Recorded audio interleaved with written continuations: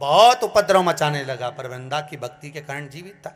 देवता घबरा गए, देवताओं ने कहा इसको मारे कैसे? तो भगवान शिव ने कहा तुम ही बताओ क्या करना चाहिए। तो भगवान विष्णु के मारने का प्लानिंग तो आप ही कर सकते हो प्रभु, हमारे बस की तो है नहीं। क्यों? क्योंकि वो वृंदा हमारा भजन करती है और हमारा भजन करे और हम मारे तो अच्छी बात थोड़ी ना लगे।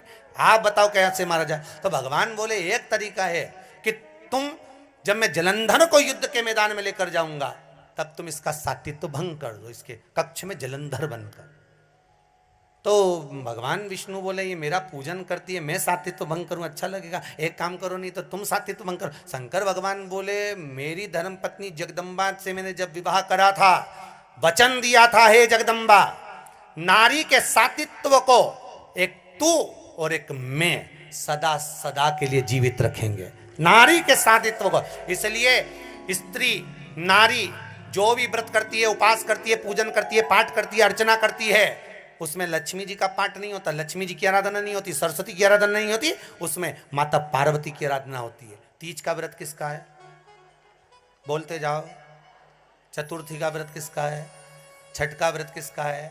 पार्वती का। जितने माताएं व्रत करती है सब पार्वती के हैं। सातित्व देने वाली है वो, अखंड सौभाग्य देने वाली है वो, सुख देने वाली है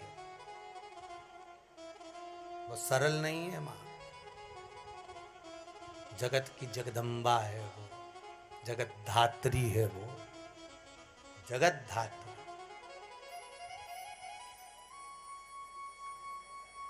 उसको पहचानो जरा। जिसके पति हों अष्ट सिद्धि नव निधि के दाता, स्वयं शंकर जिसका पति हो उसके पास में अष्ट सिद्धियां नव निधियां तो चारों तरफ बिखरती हुई चलती है।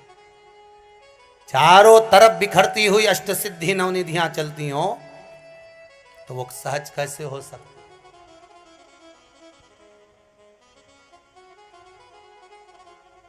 वो सहज नहीं हो सकता।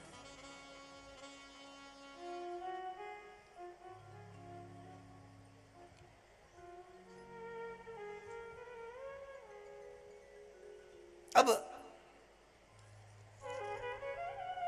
भगवान विष्णु गए जलंधर बनकर, जलंधर को ले गए शंकर, मार दिया शंकर भगवान ने जलंधर को, सिर कटा, वृंदा की गोद में गया तो वृंदा का पति तो अंदर बैठा।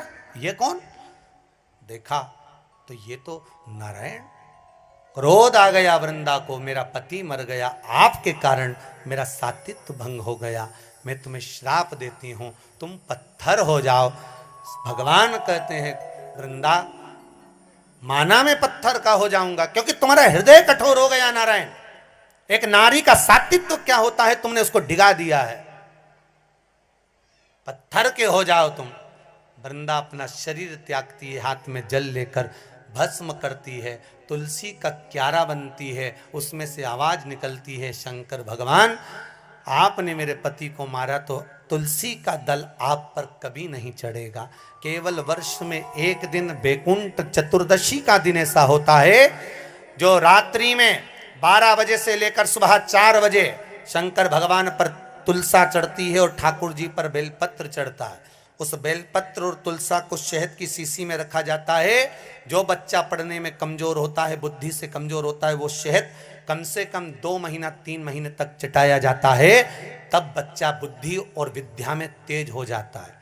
जिसको याद नहीं रहता हो, याददाश्त कमजोर हो गई हो, कई बुजुर्ग लोग भी ऐसे हैं जिनको याद नहीं रहता, बेचारी अंगूठी रख के भूल जाती है, कहीं ऐसी ये सामान रख के कहीं चला जाता है। तो बैकुंठ चतुर्दशी के दिन आप प्रयास करना, एक तुलसी का दल भगवान शंकर पर और बेलपत्र जम के बोलो भगवान ठाकुर जी, दोनों को इकट्ठा करना, शहद की शीशी में डालना, उसको चाटना। महाराज विवेक बुद्धि तीव्र होगी, याददाश्त बनी रहेगी, याद रहेगा किसी और वाले महाराज ने क्या क्या सुनाया था। तो अगली बार कम से कम तुम भी तो कथा बांध सकते हो, इसलिए याद करते चलो।